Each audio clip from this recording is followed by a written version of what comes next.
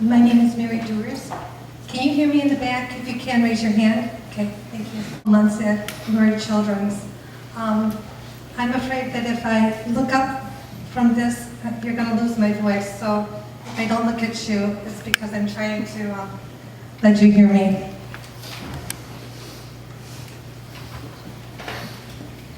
There are three things I want to remember about Henry. Henry was loved. Henry's life had meaning. Henry's life created more love. Henry was loved, but loving him was scary. It's a horrible feeling not to have control. When my then 16-year-old daughter got her driver's permit, she accidentally hit the accelerator when she meant to hit the brake on her first drive. We were okay, and I continued to let her learn, as mothers do. But every time I got in the car, my stomach lurched when we approached a curve until she became the good driver she is today.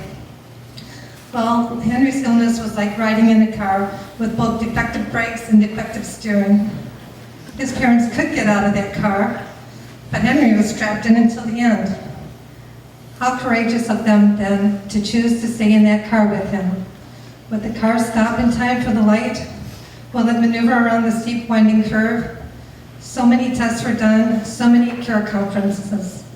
So many times the doctor said, "We just don't know, and there's nothing we can do." Stacy always by him, always hoping and hanging in there, because that's what mothers do. Jason holding down the fort at home and often getting a call. "Things aren't going too good today, maybe you should come in."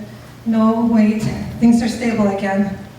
The long drives Jason took to the hospital. The long drives back home without Henry.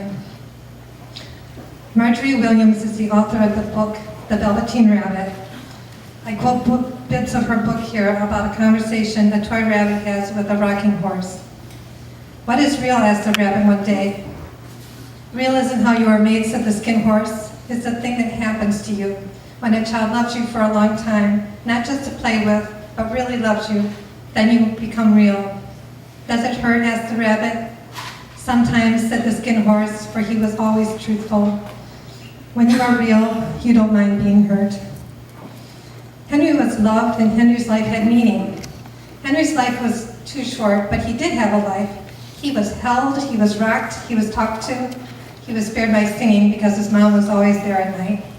He had baths in a baby bathtub instead of always in the hospital bed. He had cute clothes to wear. He had balloons and toys and a stuffed frog that was twice his size. He had grandparents that loved him as grandparents do. He had stroller walks in the hall, ventilator, emergency bags, oxygen tank, and all. He had rare outside time in the hospital garden. And thanks to nurses like Stacy, and especially Heather, his doctors, home care agency, and countless behind-the-scenes people, he had a trip to his home with his own crib and his own family dog that snuffled him with his muzzle. Henry had his normal life as two loving parents could offer him under the circumstances. I'm going to skip some of this.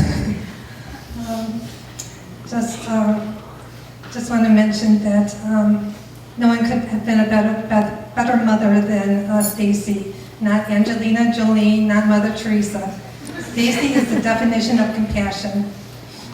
She showed us, doctors, nurses, dietitians, pharmacy techs, a pure example of compassion.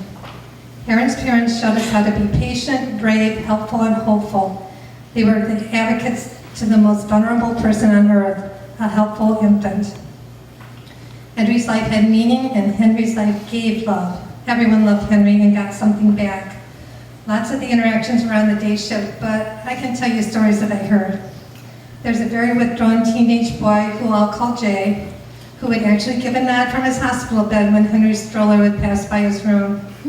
How about the 7-year-old boy I'll call Freddie, who became animated when he first saw Henry? He waved and grinned and pointed to his own tracheostomy. In sign language, he excitedly said, "I have a trach too, just like that baby's." Then there was another set of parents who were furious to learn that their toddler still needed his trach for a while longer. They happened to meet Stacy and Henry in the hall and asked how he was doing. They seemed to have a different perspective after having a conversation with them. If not for hospital policy preventing it, there would have been so many lonely kids and parents who would have gravitated towards Henry's room.